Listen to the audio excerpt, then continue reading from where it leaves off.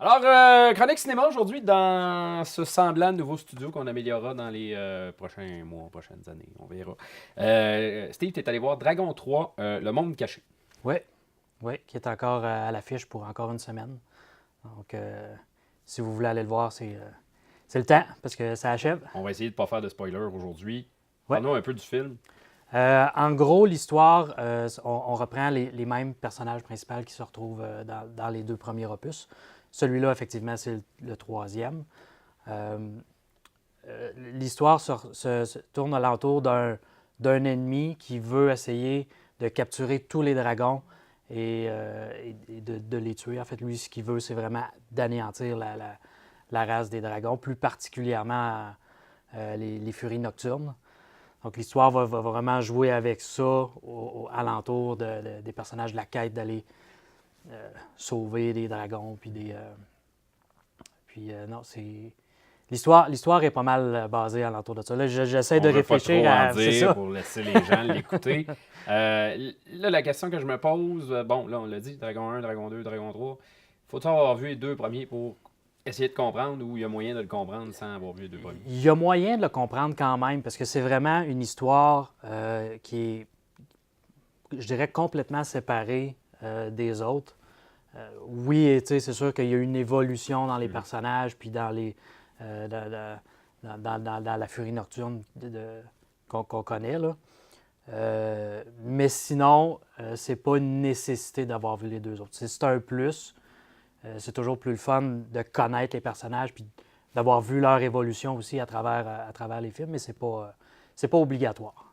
OK, parfait.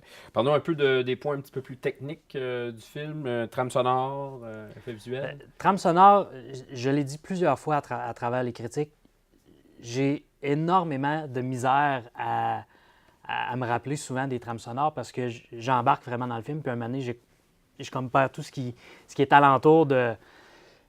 La bonne nouvelle un peu là-dedans aussi, c'est que si je me suis pas rendu compte qu'il en manquait ou que la musique était gossante ou des trucs comme ça, ben c'est parce que ça suit le cours de l'histoire puis que ça fit bien puis qu'il n'y a pas de problème. Donc sur ce côté-là, je dirais que au niveau sonore, là, c'était bien réussi, là.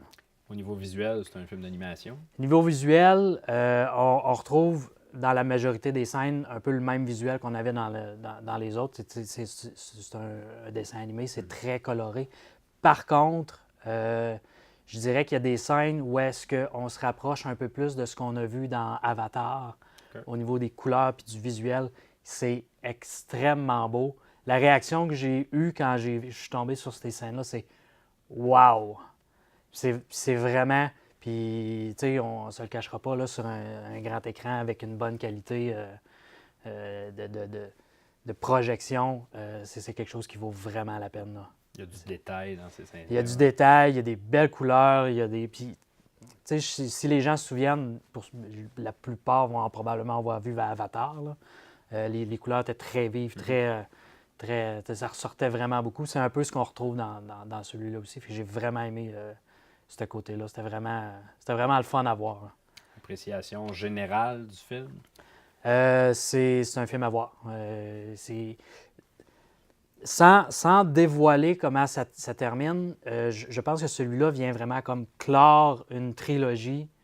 Est-ce qu'après, il y aurait possibilité d'en avoir d'autres À suivre. à suivre? Je dirais que c'est peut-être pas impossible. Par contre, dans ce qu'on connaît présentement, comme avec les trois premiers, je pense que l'histoire est terminée pour ceux-là, là. Parfait. Mais c'est à voir. Quelque chose à ajouter sur ce film-là?